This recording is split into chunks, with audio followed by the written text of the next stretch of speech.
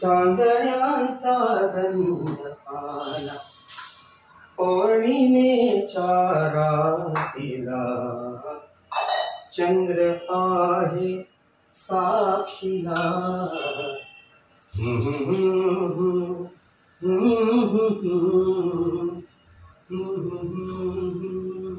आलो आलो आलो. अगं जरा तुलाच मदत करतोय, जरा बटाटे चिरतोय, तेवढीच जरा तुला मदत आहे.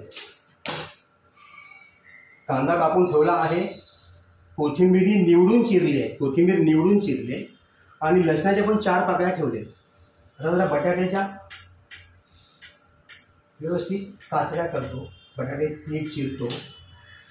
आता थोडी तुला मदत. तुला काय, आता मी रिटायर झालो आहे, मग घरी बसून करायचं काय. एरवी जातोच शूटिंग करायला, हा रोल केला, तो रोल केला. परवा तो वकिलाचा रोल केला तर तुझे काका खुश झाले, म्हणाले काय जावंय बापू, अगदी वकील शोभताय.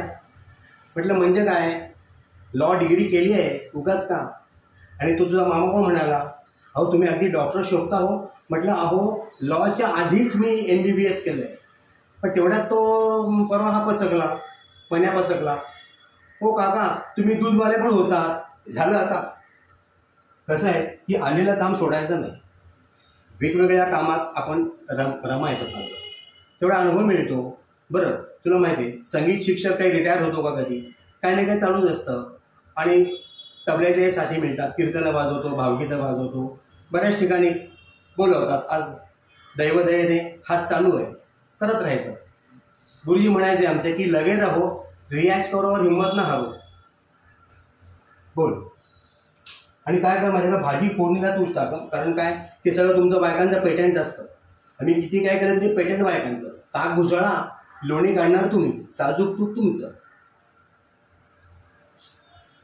काल काय का फोन आला हिचा, म्हणजे काय म्हणत होती ऑफिसमध्ये ना काम खूप आहे ना. असणारच ग, काय विचारू नको. सध्या मुलं काय आणि मुली काय, कामं भरपूर असतात. त्यांच्या रुटीनमध्ये आपण डोकं व्हायचं सुद्धा नाही, आपण आपलं नीट राहायचं.